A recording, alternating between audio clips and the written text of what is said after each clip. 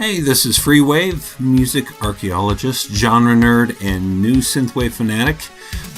A lot of what we consider outrun, we think of Kavinsky back in 2006 with his two singles and EPs that came out, and then really after that we think about Laserhawk and Miami Nights 1984.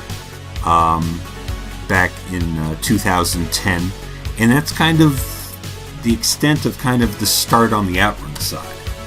One of the people who was pointed out to me was MPM Soundtracks. Where's MPM Soundtracks / Multipac? And I was like, I haven't even heard of this artist. Who are they? And I thought it was going to be one of these little tiny artists out there, either on SoundCloud or hidden in the Bandcamp that just hasn't heard of before. And I found out who they are. They're one of the hidden heroes of the synthwave movement, and kind of so far back and so under the covers that a lot of people haven't really heard of them.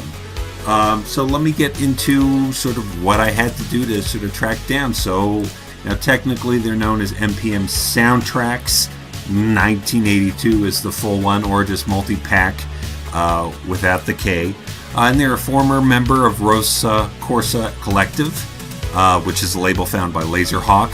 And they specialize in outrun electro, but they also did some more of the 80s style, I would call retro wave, some people might call dream wave.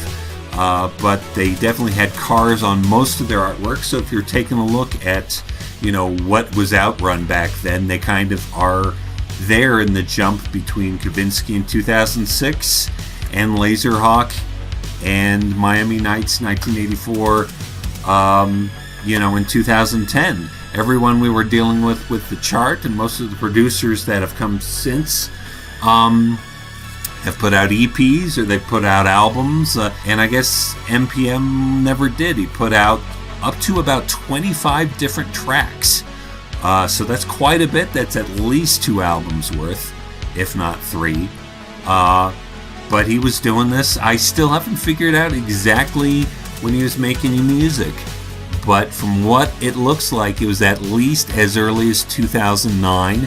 Take a look at the new Retrowave blog. You'll see, blog posts as far back as 2012. He had plenty of tracks and guest stars. One was the Party Up track that was on the 80s Dream Compilation Volume 2. He had a collaboration with Noir Deco on Journeys, which was on Noir Deco's album. Flashworks made a remix for MPM summer of 1984 and 2009. He also did a track with Christine called The Night Like Tonight, which was released in 2010, Christine's earliest release.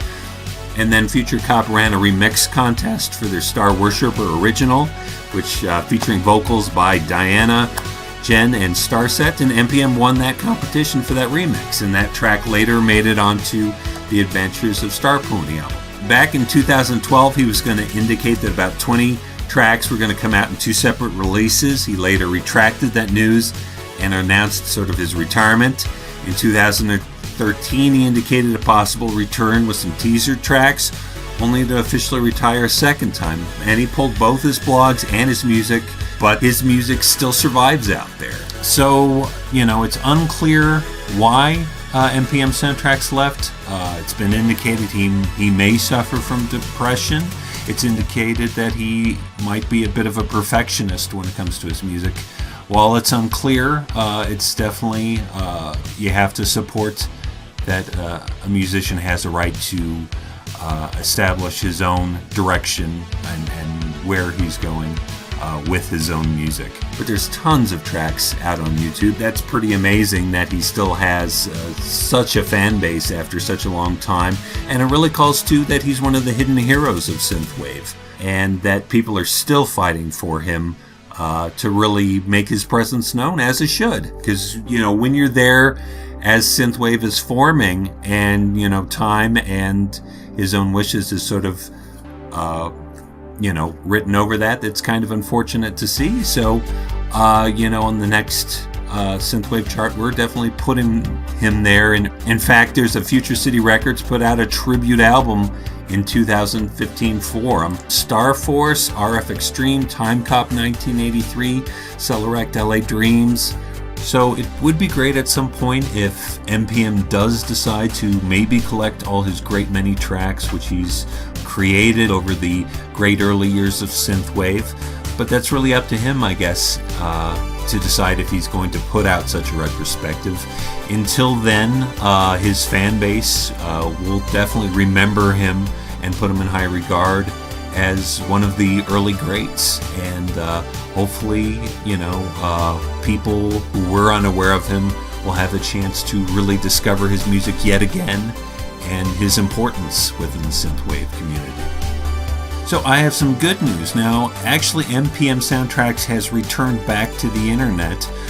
Initially, it happened last year due to an imposter coming and trying to sell or offer lost tracks on Bandcamp, and the original MPM came and established a presence again, both on YouTube and on SoundCloud, releasing 8 tracks, and he even has an account now on Twitter. Whether you're an old-time fan or just discovering him now, you can go on any of those accounts and send a thanks to him. That's a little tiny blog from Freewave here. I hope you enjoy it, and we'll examine synthwave a little bit further and some of the ins and outs in future weeks ahead.